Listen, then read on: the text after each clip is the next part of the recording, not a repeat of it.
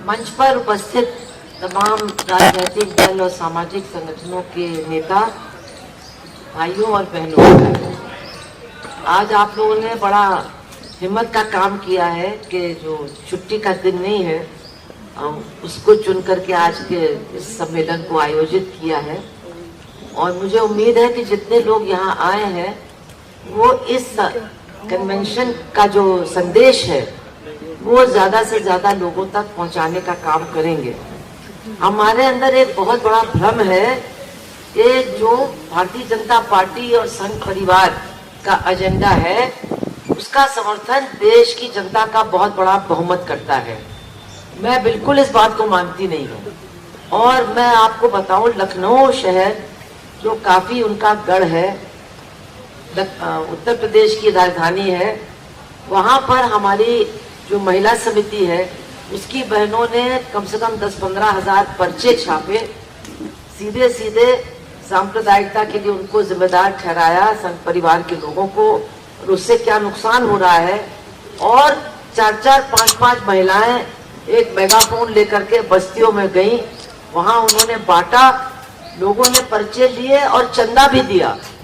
तो गलती ये नहीं है कि सारे लोग गलत हैं और वो सब उनके पीछे लग गए हैं। गलती हम लोगों की भी है कि लोगों के बीच में हम जा नहीं रहे जिस तरह से हमको जाना चाहिए, और जो उनको समझाने की जरूरत है वो भी हम नहीं समझा पा रहे हैं। क्योंकि ये जो लड़ाई है हमारी, ये केवल सांप्रदायिकता को लेकर के लड़ाई नहीं है, बल्कि एक बिल्कुल ऐसी व्यवस्था को हमारे देश में लादने के खिलाफ लड़ाई है जो हमारे तमाम जो अधिकार अभी तक हमने लड़ करके हासिल किए हैं उनको छीन देगी वो व्यवस्था।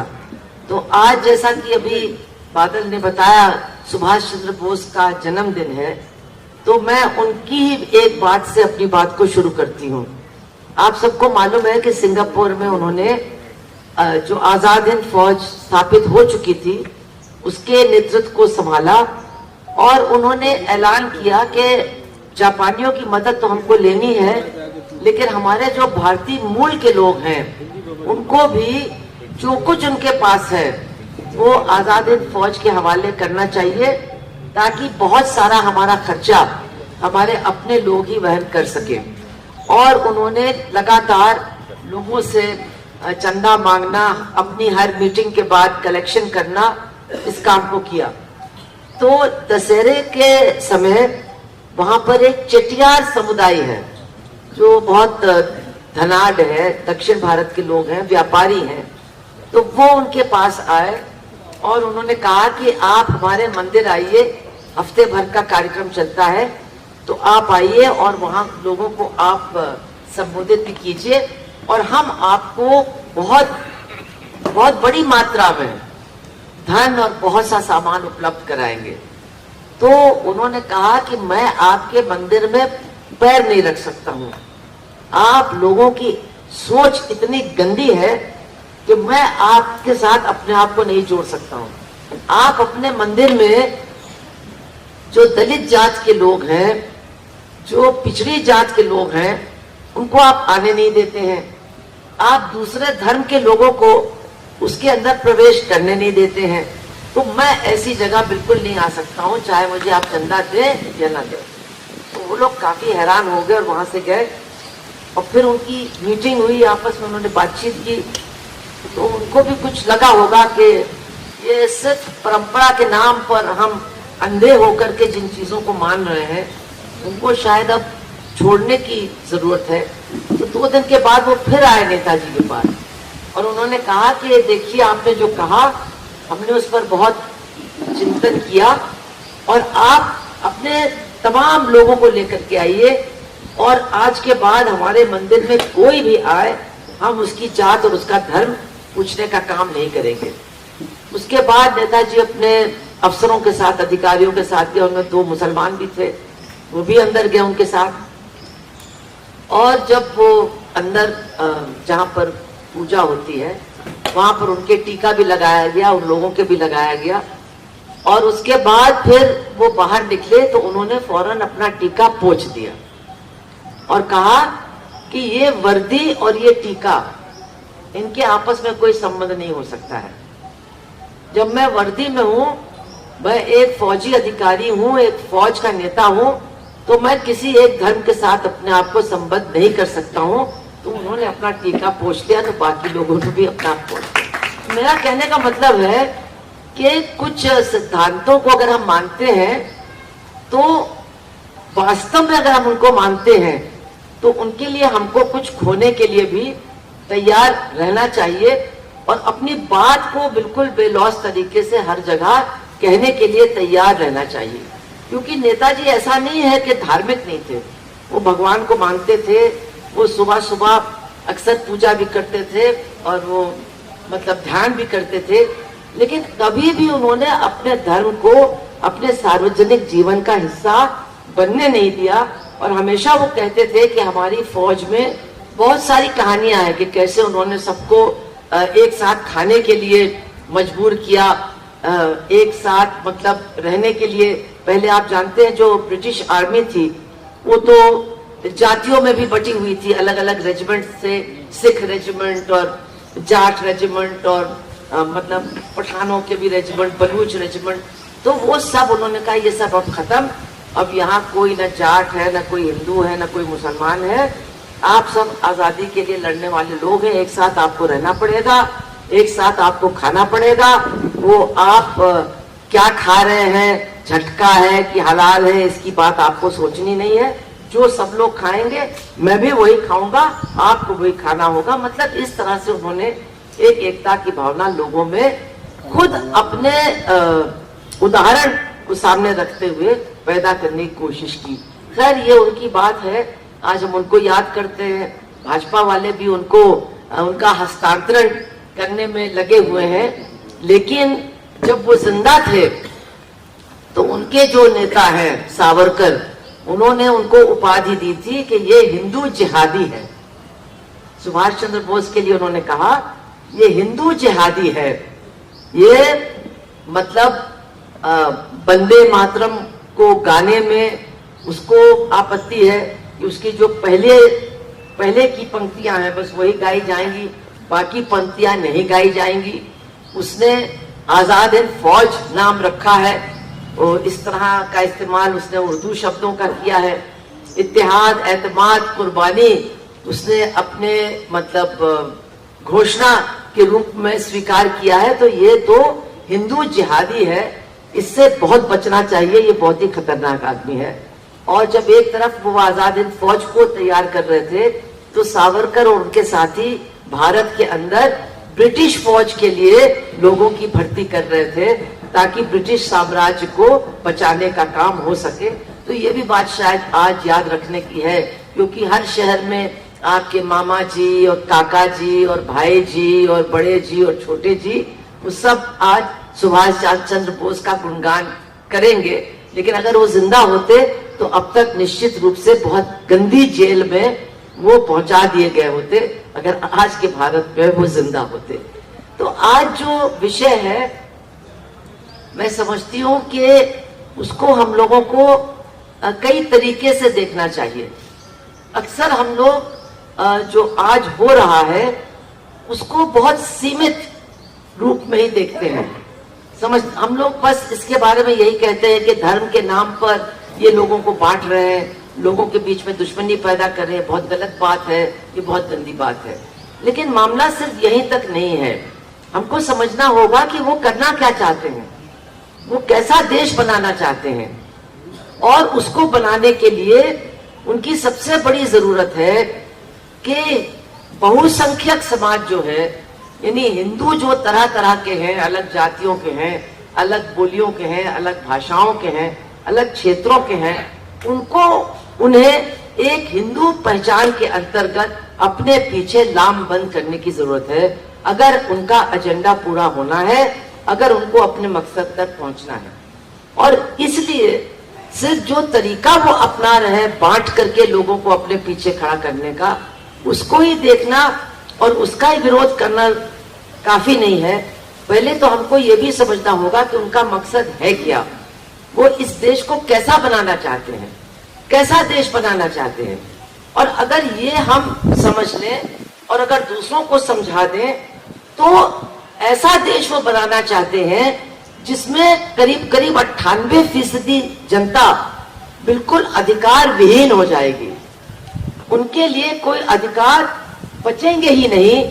और अगर वो इस बात को एक बार समझ लेंगे तो फिर उनके पीछे लामबंद होने का काम भी वो छोड़ देंगे और उनका ये जो प्रोजेक्ट है, उनका ये जो मकसद है वो कम से कम पूरा हमारे देश में नहीं हो पाएगा। तो वो क्या चाहते हैं, अगर ये हमें समझना है तो हमें ये देखना होगा कि ये जो संघ परिवार है, इसको चलाने वाला जो आरएसएस है, जिसके मोहन भागवत ने अभी बहुत लंबा चौड़ा और घिनौना भाषण दिया, लेकिन ये आरएसएस का चरित्र क्या है, ये आरएसएस किस तरह से देश को ढाल करके बदलना चाहता है। तो सबसे पहले तो खैर ये तो बात हम लोग जानते हैं कि आजादी के आंदोलन से उनका कोई लेना देना नहीं था। अभी उन्होंने 75 साल की आजादी पर बहुत कुछ कार्यक्रम रख रहे हैं। 1200 कुछ स्वतंत्रता सेनानियों की फोटोएं इन्होंने छापी हैं उनके नाम समेत। उन 1000 जितने भी हैं उनमें इनका एक भी सदस्य नहीं है। ये इतने परेशान हुए इस बात से बेचारे कि 47 के बाद जो गोवा को मुक्त करने वाला आंदोलन चला, उसके जो 2-3 कार्यकर्ता इनके उसमें शामिल थे, उनके नाम उन्होंने स्वतंत्रता सेनानियों में जोड़ दिए हैं। बाकी उनके पास कोई है ही नहीं, क्योंकि वो तो सिद्धांतता अपने आप को स्वतंत्रता के आंदोलन से अलग रख रहे थे। क्योंकि जो स्वतंत्रता के आंदोलन के मूल्य थे कि इस देश में जो भी रहता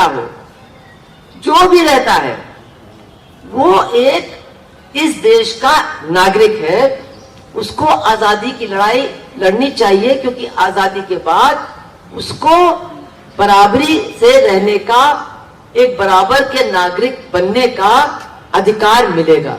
ये जो राष्ट्रीय आंदोलन का बड़ा नारा था, निश्चित रूप से ये उनकी सोच से बिल्कुल खिलाफ था। अब मैं ये नहीं कह रही हूं कि जितने लोग राष्ट्रीय आंदोलन में थे वो पूरे दिल से इस उद्देश्य को मानते थे या पूरी ताकत से इस उद्देश्य को पूरा करने के लिए लड़ रहे थे, लेकिन जिस तरह से तमाम लोग राष्ट्रीय आंदोलन से जुड़े, उनके जुड़ने के पीछे यही कारण था कि ये सबका आंदोलन था, ये सबकी लड़ाई थी और ये सबके भविष्य की लड़ाई थी। इसीलिए मतलब देश के कोने कोने से हर समुदाय के लोग अपने आप को इस बड़े आंदोलन में जोड़ते रहे और इसको मजबूत बनाते रहे। तो आरएसएस का उद्देश्य क्या था, ये बात हम लोग अगर उनकी पुरानी जो लिखी हुई पुस्तक हैं, लेख हैं, उनको अगर देखें तो चौंकाने वाली बातें उन्होंने कही हैं। लेकिन मैं इतना उल्लेख नहीं करूंगी। सन 50 में जब हमारे देश में डॉक्टर बाबा साहब अंबेडकर की मेहनत का फल हमारा संविधान पारित हुआ, तो उस समय जो संघ के नेता थे उन्होंने बड़े स्पष्ट रूप से कहा और लिखा कि इस संविधान को हम नहीं मानते हैं, हमारे लिए ये संविधान नहीं हो सकता है।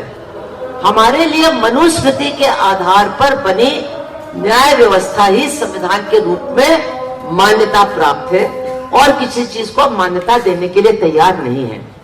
अच्छा, ये हम लोग पढ़ते हैं और फिर सोचते हैं अरे ये लोग ऐसे ही बोल रहे हैं, ऐसे कैसे हो सकता है। लेकिन अगर आप पिछले 8 साल से इनके काम को देखें तो बहुत तेजी के साथ ये जो हमारे संविधान में, हम ये नहीं कहते कि संविधान ने हमको पूरी तरह से आर्थिक समानता, सामाजिक समानता, लैंगिक समानता सब कुछ दे दिया है, ऐसा नहीं। हम लोग जानते हैं अभी बहुत कुछ बाकी है, लेकिन कम से कम संविधान हमको वो रास्ता तो खोल करके देता है कि हम उस पूर्ण समानता की लड़ाई को लड़ सकें। लेकिन इन्होंने जो पिछले 8 साल में किया है वो इस संविधान को ही अंदर से बिल्कुल खोखला बना करके जो मनोवादी सोच है उसके आधार पर नीतियों को तय करना, कानून को बनाना, ये उनका काम पिछले 8 साल में रहा है।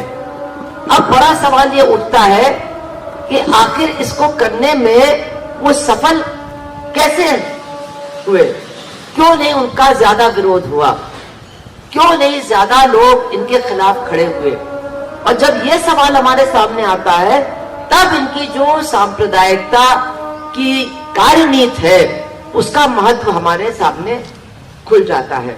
मैं आपको, काफी महिलाएं हैं, एक बात बताती हूँ जो बुरी है, इससे बहुत जल्दी बहुत से लोगों की बात समझ में आ जाएगी। एक दिन गैस के सिलेंडर का दाम 150 रुपए से बढ़ गया, एक ही दिन में, याद है, एक ही दिन में बढ़ गया। तो बनारस में एक औरत एक परचून की दुकान पर गई और खूब बड़बड़ा रही थी, देखो कि एक दिन में 150 रुपया बढ़ा दिया, अरे पहले 5 रुपया बढ़ाते रहा तो हम लोग हल्ला मचाते रहे, अब देखो कोई नहीं बोल रहा है, अब कैसे खाएं, कैसे खाना बनाएं, बहुत बड़बड़ा रही थी। तो दुकान के बगल में एक आदमी खड़ा था जो पीला दुपट्टा ओढ़े था। वो आया उस औरत के पास और कहा, अम्मा पता है क्या हुआ है? बोले बताओ क्या हुआ भैया? बोली अरे मस्जिद में शिवलिंग निकली है। अरे बोली मस्जिद में शिवलिंग निकली है? अरे दैया ये तो गजब हो गया। अब चलो भैया दिखावा कहा क्या हुआ, क्या हो रहा है, कैसे हुआ। अब वो गैस का सिलेंडर भूल गई, 150 रुपया उसका दाम बढ़ा था वो भी भूल गई और जुट गई पता लगाने में कि मस्जिद में शिवलिंग निकली है। कैसी मस्जिद, कौन सी मस्जिद, कब बनी थी, किसने बनाया था, शिवलिंग कब निकली, कैसे निकली, निकली भी है कि नहीं निकली, किसी चीज से कोई मतलब नहीं, सब कुछ भूल करके वो मस्जिद और शिवलिंग के मामले में पूरी तरह से उलझ गई। अब ये छोटा सा उदाहरण है, लेकिन मुझे ये उदाहरण बहुत अच्छा लगता है क्योंकि ये बताता है कि कैसे एक आम इंसान की मानसिकता को प्रदूषित किया जाता है, कैसे उसका ध्यान जो उसके जिंदगी से जुड़े हुए मुद्दे हैं उससे दूर किया जाता है। हम लोग जब छोटे थे तो एक कहावत होती थी कि कौवा कान ले गया, कह दो तो सब लोग खड़े हो जाएंगे, ऊपर देखने लगेंगे कि कहाँ है कौवा, कहाँ है कौवा। कोई नहीं पूछेगा किसका कान, कौन सा कौवा कैसे ले गया, सब देखने लगेंगे और जो गिरा कट है वो फिर जेब को काटने का काम आसानी से और आराम से करेंगे। तो अब तो भैया गिरा कट का राज नहीं है, तो सुल्ताना डाकू के बाप आज राज कर रहे हैं। इधर उधर हमारा ध्यान बांट करके हमको जो हमारा दुश्मन नहीं है उसके खिलाफ लड़ा करके, और मैं सारे वो उदाहरण नहीं दूंगी क्या क्या उन्होंने किया है, गुजरात से लेकर के आज तक सारी चीजें आपके सामने हैं। आप ही के मध्य प्रदेश में एक जगह है खरगोन, मैं वहां एक बार गई, हमारी पार्टी के लोग 2 बार गए हैं। अगर आप नाश देखना चाहते हैं कि कैसे एक कस्बे की जिंदगी का नाश किया जाता है तो आप खरगोन जाइए, या अगर आपका कोई जानने वाला है वहां पर तो उससे पूछिए। मतलब 2 दिन में उस जगह की जिंदगी को पूरी तरह से तबाह कर दिया गया है। कम से कम वहां के 500 नौजवान और पुरुष अधेड़ उम्र के जेल में हैं। उनको अब 6 महीने से ज्यादा हो गया, ये राम नवमी की बात है, तब से किसी को नहीं पता है कि क्यों जेल में है, कैसे उनको छुड़ाया जाए। सब गरीब मजदूर हैं, उनके घरों में कोई कमाने वाला नहीं है, कोई बच्चों को देखने वाला नहीं है। मतलब ऐसी तबाही मैंने गुजरात में नहीं देखी है, मैंने उत्तर प्रदेश में दंगों के बाद नहीं देखी है, बंबई में नहीं देखी है, जिस तरह की मैंने खरगोन में देखी। और सबसे ज्यादा दुख की बात कि आज तक कम्युनिस्ट पार्टी मार्क्सवादी के लोगों को छोड़ करके कोई दूसरा संगठन उनसे मिलने ही नहीं गया। वहां के सारे विधायक भाजपा के नहीं हैं, सब कांग्रेस के हैं। हमारे राहुल गांधी जी भी खरगोन से अपनी भारत जोड़ो यात्रा को लेकर के गए, लेकिन किसी ने भी उन लोगों से मिलने की कोशिश नहीं की, ना उनको बुला करके उनके दर्द को बांटने का काम किया जो कि होना चाहिए। शायद हम लोगों में से भी बहुत कम लोग वहां गए। तो मेरा ये कहना है, वो कैसा देश बनाना चाहते हैं, कैसी तबाही चाहते हैं, वो आपसे बहुत दूर नहीं, आप खरगोन चले जाइए, आप देख लेंगे। और अगर खरगोन नहीं जा सकते हैं तो अभी जो छत्तीसगढ़ में हुआ है उसको आप देख लीजिए। यानी हमारे देश के आदिवासी हमेशा एक साथ एक जैसा रहन सहन, एक जैसी संस्कृति को लेकर के गांव में रहे हैं। और आज आप जाकर के देखिए छत्तीसगढ़ में जो हुआ, मतलब आदिवासियों को ही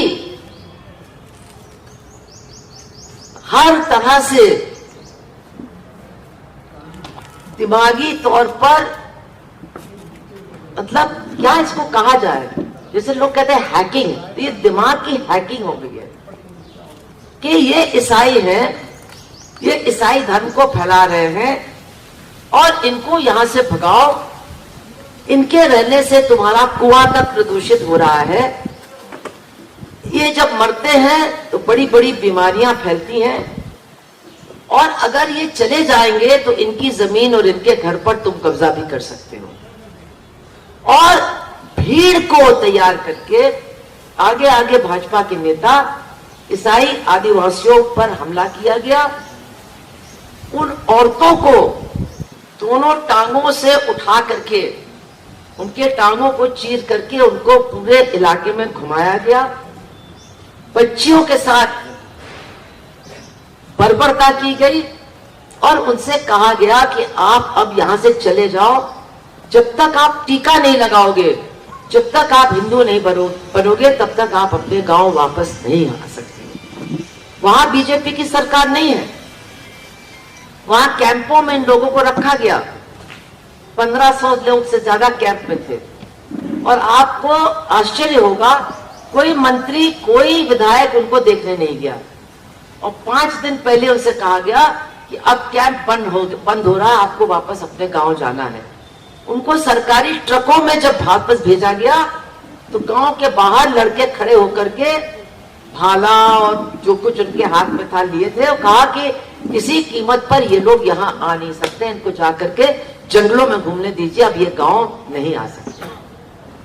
तो मतलब कहाँ का संविधान, कैसा संविधान, क्या हो रहा है संविधान का, ये सारे सवालों के जवाब अगर हम ढूंढने निकलेंगे तो बहुत मुश्किल नहीं है इनके जवाब को ढूंढना। लेकिन असल सवाल ये है कि आखिर ये क्यों किया जा रहा है। तो सिर्फ गैस के सिलेंडर के दाम को बढ़ाने के लिए नहीं किया जा रहा है।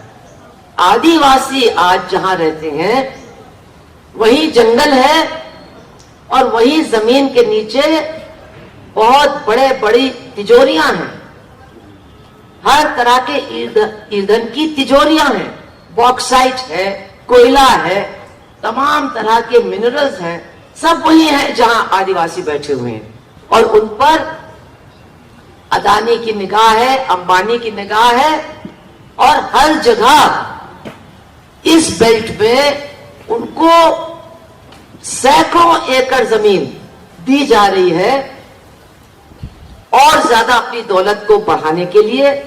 और आदिवासियों की जो एकता है, आदिवासियों का जो एकताबद्ध संघर्ष है इस विस्थापन के खिलाफ, उसको तोड़ने के लिए ये धर्म का उपयोग किया जा रहा है। तो अंत में मुझे लगता है 20 मिनट का समय मुझे दिया गया है, तो मैं अपनी बात को अब समाप्त कर रही हूं। अंत में हमको बहुत कुछ जो वो कर रहे हैं उसके बारे में बहुत ज्यादा बताने की जरूरत नहीं है।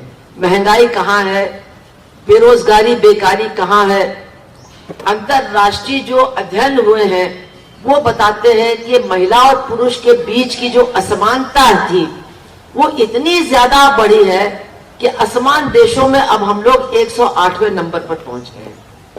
भूख इतनी ज्यादा बढ़ी है कि हम दुनिया में 107वें नंबर पर पहुंच गए हैं। बेरोजगारी इतनी है कि कोई उसकी सीमा नहीं है। महिलाओं के साथ होने वाले अत्याचार इतना ज्यादा बढ़ रहे हैं और बलात्कारियों का पूरा साथ दिया जा रहा है। केवल बिल्किस बानो के बलात्कारी नहीं, कोई भी बलात्कारी, राम रहीम हो या सेंगर हो या वो हाथरस के 4 ठाकुर नौजवान हो, आप अगर बलात्कारी हैं तो आपका पूरा साथ ये सरकार देगी। पूरा संरक्षण आपको देगी, ये इस सरकार की तरफ से कहा जा रहा है।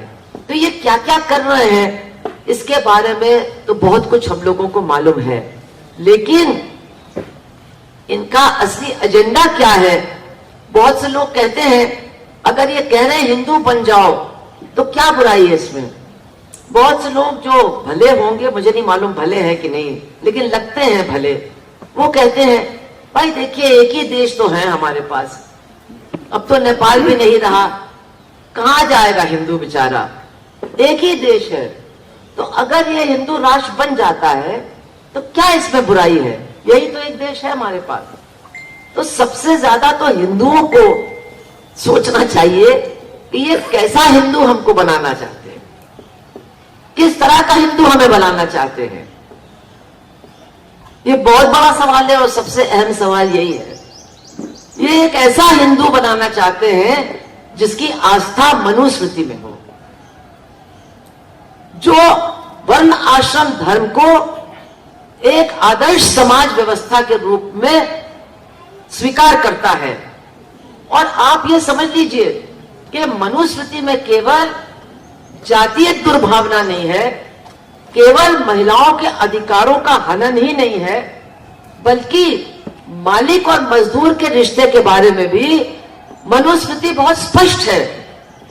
तो जो हमारे देश के कामकाजी लोग हैं, चाहे किसान हो, चाहे मजदूर हो, पिछड़ी जाति के लोग हो, दूसरे लोग हो, उनको भी समझना चाहिए कि मनुस्मृति के हिसाब से जो काम करता है उसका धर्म है काम करना, और मालिक की आज्ञा का पालन बिना सोचे, बिना प्रश्न किए उसको पूरी तरह से लागू करना, ये मनुस्मृति कहता है मजदूरों के लिए, किसानों के लिए, काम करने वाले लोगों के लिए। मैं गलत ना कह रही हूं त्रिपाठी जी, आप बताइएगा। उसमें यहां तक लिखा है कि अगर कोई क्षत्रिय या ब्राह्मण किसानी करता है या काम करता है तो फिर वो भी शूद्र ही समझा जाएगा, क्योंकि उसने अपने जन्म के साथ जो पेशा जुड़ा हुआ था उसको छोड़ करके शूद्र के पेशे को स्वीकार किया है। तो देखिए ये बातें हम लोग आजकल लोग कह रहे हैं, जो लोग ये बात कहते हैं वो बड़े बदमाश लोग हैं, उनको बंद कर दिया जाना चाहिए। तो भैया ये बातें हम थोड़ी ना कह रहे हैं, हमारी तो कल्पना शक्ति ऐसी नहीं है कि इस तरह की बातों की हम कल्पना भी कर सकें जो मनुस्मृति में लिखी है। वो कहते हैं गीता को हम राष्ट्रीय पुस्तक मानेंगे और हर स्कूल में पढ़ाएंगे। बहुत से लोग कहते हैं भाई अगर पढ़ाएंगे तो क्या इसमें बुराई है, इसको पढ़ाना तो अच्छा है। तो डॉक्टर अंबेडकर ने क्या कहा था गीता के बारे में? डॉक्टर अंबेडकर ने कहा था कि ये गीता तो मनुस्मृति से भी ज्यादा खतरनाक है, क्योंकि मनुस्मृति की भाषा तो बहुत भौंडी है, लेकिन गीता की भाषा बहुत चिपड़ी रोटी की तरह है। मतलब वो जहर की गोली तो आपको खिला रही है, लेकिन खूब मतलब तासीन में डुबो डुबो करके आपके गले के नीचे उतार रही है। तो ये सारी जो किताबें हैं, ये सारे जो धर्म ग्रंथ हैं, इनमें जो बुनियादी बात है वो है वर्ण व्यवस्था को मजबूत बनाना, वर्ण व्यवस्था को कायम रखना, और वर्ण व्यवस्था के चलते 3/4 जनता के तमाम अधिकारों को छीन लेना। तो मैं आपसे अंत में इतना ही कहना चाहूंगी कि इनका जो एजेंडा है, इनका जो मकसद है, वो मुसलमानों के अधिकारों को छीनना नहीं है, वो तो इसका एक छोटा सा हिस्सा है, या ईसाइयों के ऊपर वार करना नहीं है, वो भी एक छोटा सा हिस्सा है। अरे 15% जनता पर वार करके इनका काम थोड़ी ना चलने वाला है। इनको तो अपनी लूट का निशाना 90% जनता को बनाना है, 90% जनता के अधिकारों को छीनना है। तब जाकर के इनका मकसद पूरा होगा, तब जाकर के इनका एजेंडा पूरा होगा। और वो 90% जनता कौन है? वो है इस देश का बहुसंख्यक, जिसको एक धार्मिक पहचान के अंतर्गत इकट्ठा करके अपने पीछे लाम बंद करके अपने ही नाश को कराने के लिए आज संघ परिवार पूरी तरह से जुटा हुआ है, पूरी तरह से अपनी ताकत को लगा रहा है। तो मैं आपसे और ज्यादा न कह करके, मुझे लगता है और भी वक्ता अब आ गए हैं, मैं तो सोच रही 23 वचनों को दोहराता है तो उसको मंत्रिमंडल से इस्तीफा देना पड़ता है। अभी आपने दिल्ली में देखा कि लोगों ने बौद्ध धर्म को अपनाया। ये तो कहते हैं बौद्ध धर्म हमारा है, बौद्ध हमारे विष्णु के 10वें या 11वें अवतार है। लेकिन जब ये लोग बौद्ध धर्म को अपना रहे थे और डॉक्टर अंबेडकर के 22 वचन दोहरा रहे थे, तो जो मंत्री वहां पर था उसके खिलाफ ऐसा हल्ला मचा कि उसको अपने पद से इस्तीफा देना पड़ा। अभी बिहार के एक मंत्री ने कहा कि भाई तुलसीदास जी ने भी बहुत गलत बातें कही हैं, और हम लोग सब जानते हैं कि कही है। वो कहते नहीं, बाद में जोड़ दी गई। अरे भैया, जोड़ना था तो यही जोड़ा तुमने, और कोई अच्छी बात नहीं जोड़ सकते थे। और वो जुड़ा हुआ है, और पूरे देश में ये चौपाई जो है सबको मालूम है, बाकी चौपाइयों का ज्ञान हो या ना हो, कि औरत और दलित और शूद्र और ढोल ये सब ताड़न के अधिकारी हैं, इनको जितना मर्जी मारो। तो ये कहा उन्होंने, अगर कोई कह देता है कहा तो ये बहुत गलत है। उन्होंने कहा, उनकी पुस्तक वांची जाती है, मानस का पाठ रोज कहीं ना कहीं गांव में हो रहा होता है, उस पर आपको आपत्ति नहीं है। लेकिन अगर कोई कह दे हाँ देखो इसमें ये है, तो आप देशद्रोही हैं, आप हिंदू द्रोही हैं। तो हमको समझना होगा ये हो क्या रहा है। देखिए, इतना आसान नहीं है आरएसएस के एजेंडे का पूरा होना। इसका विरोध भी तरह तरह का हो रहा है। इनकी नीतियों का जो विरोध किसानों ने किया, आज तक दुनिया में इस तरह का आंदोलन किसी ने देखा नहीं। मजदूरों के अधिकारों को छीनने का जो ये काम कर रहे हैं, जिस तरह से ट्रेड यूनियन आंदोलन और मजदूर उसका विरोध कर रहे हैं, इसकी भी कोई मिसाल नहीं। और वर्ण आश्रम धर्म की ये जो पक्षधर हैं, उसके खिलाफ भी आज तमाम आवाजें उठ रही हैं, जो पहले इतनी नहीं उठती थी। हमारा और आपका काम है कि इन सारे आंदोलनों को, इन सारे संघर्षों को हम लोग एक साथ जोड़ने की कोशिश करें। हम केवल ट्रेड यूनियन के मोर्चे पर लड़ेंगे तो ये काम होने वाला नहीं है। हम केवल किसानों के बीच में ही लड़ाई लड़ेंगे तो ये चलेगा नहीं। हम केवल आपके साथ मिलकर के केवल जो सामाजिक न्याय की बात है उसी की बात को लेकर चलेंगे तो काम बनेगा नहीं। हमको लोगों के सामने ये रखना होगा, तो मजदूर हो, महिला हो, किसान हो, दलित हो, पिछड़े हो, अल्पसंख्यक हो, अगर ये आगे बढ़े तो तुम्हारा भविष्य खतरे में है। हम तो लोगों से आजकल कहते हैं मनुस्मृति जलाओ मत, उसको पढ़ो। हम तो लोगों को पढ़ाने में जुटे, भाई इसको पढ़ो और समझो कि ये कैसा देश बनाना चाहते हैं, ये कैसा समाज बनाना चाहते हैं, और इससे डरो, इसके खिलाफ लड़ो। क्योंकि ये जो कह रहे हैं हिंदू बनना होगा, घर वापसी करनी होगी, घर वापसी इनकी कैसी है? कुछ लोगों ने इनसे पूछा, ठीक है मेरे बाप दादा मुसलमान बन गए, तो अगर मैं हिंदू बनता हूं तो ये जो तुम्हारा महल है ना, हिंदू धर्म का महल, इसमें रहने की जगह तुम हमको कहां दोगे? तो उन्होंने कहा, भैया जहां से तुम्हारे बाप दादा गए थे वही काली कोठरी में तुमको वापस जाना पड़ेगा। समानता नहीं है। जिस धर्म को वो सबके ऊपर लादना चाहते हैं उसमें समानता नहीं है। बिना समानता लोगों को दिए केवल धार्मिक उन्माद के आधार पर एक हिंदू पहचान बना करके अपने पीछे लोगों को लामबंद करके नफरत बो करके हमले करवा करके वो अपना जो बहुत बुनियादी एजेंडा है उसको पूरा करना चाहते हैं। और वो एजेंडा है एक संविधान पर चलने वाले भारत को पूरी तरह से बर्बाद करके मनुस्मृति के आधार पर इसकी समाज रचना को स्थापित करना। और ये हमारे लिए, आपके लिए, सबके लिए नाशकारी है। ये अगर हम समझ जाएंगे, औरों को भी समझाएंगे, पर्चे बांटिए, लोगों के पास जाइए, लोग सुनने को तैयार हैं। आज आप देखिए कौन सा वीडियो सबसे ज्यादा वायरल हो रहा है पूरे हिंदुस्तान में, वो जो बीबीसी का वीडियो है। जिस बीबीसी के वीडियो को सरकार ने बैन कर दिया है, यूट्यूब से हटा दिया है, क्योंकि वो गुजरात का सच बता रहा है और उस पर बीबीसी की मोहर है। हमारे देश में बीबीसी को लोग बहुत मान्यता देते हैं, उसको सच को सच समझते हैं, इसलिए उसको सरकार ने उतार दिया है। यूट्यूब पर वो मिल नहीं रहा है, लेकिन हर एक के फोन में वो आ रहा है। और जिसके पास नहीं आ रहा है तो ये लगता है कि मैं तो बिल्कुल छूट गया, अरे भैया बताओ वो वीडियो कहां से मिलेगा। तो लोग जानना चाहते हैं सच्चाई को, लोग सुनना चाहते हैं। हम लोग सच्चाई को लेकर के लोगों के पास पहुंच नहीं रहे हैं। ये हमारा और आपका सबसे बड़ा काम है। इसमें हम लोग जुटेंगे तो उनका ये जो प्रोजेक्ट है, उनका ये जो एजेंडा है, ये इस देश के अंदर सफल नहीं हो पाएगा। हम अपने अधिकारों को बचाने की लड़ाई में जीतेंगे।